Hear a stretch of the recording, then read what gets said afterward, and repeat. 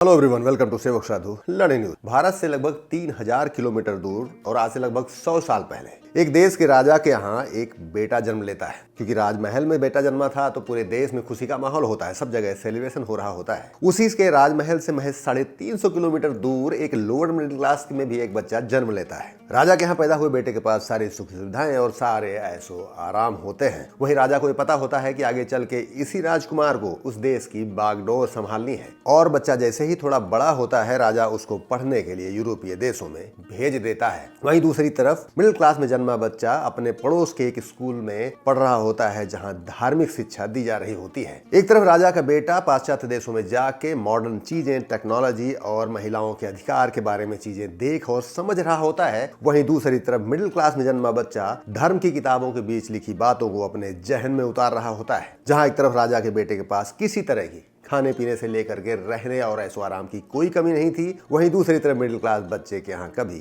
रात में खाने तक नसीब नहीं होता था। समय आया सितंबर 341 और महज 21 साल की उम्र में राजा का बेटा उस देश का राजा बनता है ना, राजा शाह पहलवी। एक समय था जब पाश्चात्य देशों के बारे में कहा जाता था कि अगर आपको तकनीकी जानना है और विज्ञान में आगे बढ़ना है और अपने देश का विकास करना है तो आपको पाश्चात्य देशों के साथ संबंध अच्छे रखने होंगे और वहीं से चीजें सीखनी भी होंगी। क्योंकि उस समय ही वहां पे रिसर्चेज हो रही थी, विज्ञान और तकनीकी में विकास भी उन्हीं देशों में हो रहा था। क्योंकि राजा का बेटा वहां से सीख के आया था, राजा साहब पहलवी ने बहुत सारी मॉडर्न चीजें देखी थी, वो अपने देश में लागू करने का प्रयास करते हैं। धीरे धीरे वहां की महिलाओं को भी अधिकार दिया जाता है और चुनाव में उनको लड़ने का भी अधिकार मिलता है। वहीं दूसरी तरफ जो मिडिल क्लास बच्चा जिसका नाम रूहुल्लाह खुमैनी होता है, वो देश को धर्म से चलाने का प्रयास करने के लिए सोचते हैं और इसीलिए राजा का हमेशा वो विरोध भी करते हैं। कुछ धार्मिक लोगों का रूहुल्लाह खुमैनी को सपोर्ट भी मिलता है, लेकिन वही मॉडर्न चीजों को देखते हुए ज्यादातर जनता राजा के सपोर्ट में रहती है। समय आता है 1971, पर्शियन साम्राज्य के 2500 साल पूरे होने का समय। पहलवी को लगता है कि ये एक अच्छा मौका है जब पूरी दुनिया को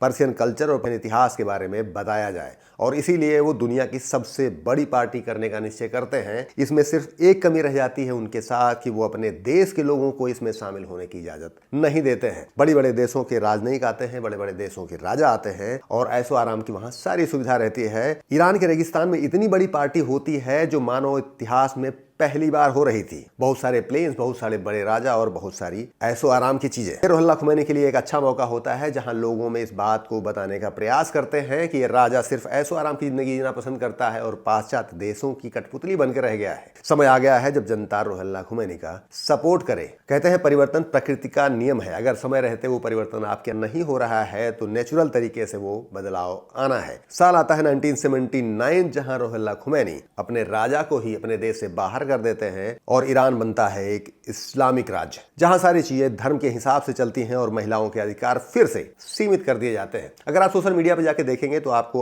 आज भी ईरान के उस समय के वीडियो मिल जाएंगे जहां महिलाएं वेस्टर्न कल्चर के कपड़े पहने हुए घूमती नजर आएंगी। रूहुल्लाह खुमैनी के पावर में आने के बाद महिलाओं की स्वतंत्रता पर सबसे पहले अंकुश लगता है। उनको बुर्के में रहने की इजाजत दी जाती है, खुले में वो बाहर नहीं घूम सकती हैं, बिना हिजाब के पब्लिक प्लेस पे जाना अलाउड नहीं होता है। और इसके लिए बाकायदे सुप्रीम लीडर की सेना इस बात को इंश्योर करती है कि कोई भी महिला इस नियम का विरोध या इसके खिलाफ ना जा सके। धीरे धीरे समय बीतता गया, लोगों को धर्म के साथ जीने में कोई दिक्कत नहीं हो रही थी क्योंकि वहां पे तेल का भंडार था और उससे लोगों की आम आवश्यकताओं की पूर्ति बड़े आराम से हो जा रही थी। फिर 2022 में एक ऐसी घटना होती है जिससे पूरा देश एक बार हिल जाता है। 16 सितंबर 2022 को एक कुर्दिश महिला महसा अमीनी की पुलिस कस्टडी में मौत हो जाती है। पूरे देश की महिलाओं में उबाल होता है, पूरा देश इसका विरोध करता है। अमेरिका का भी इसको परोक्ष रूप से सपोर्ट रहता है, लेकिन चूंकि सुप्रीम लीडर का पूरा कंट्रोल पूरे देश में था तो जल्दी ही ये विरोध कुचल दिया जाता है। और पिछले 3 सालों में सिचुएशन थोड़ा बदली है। दुनिया के बाकी देश ईरान के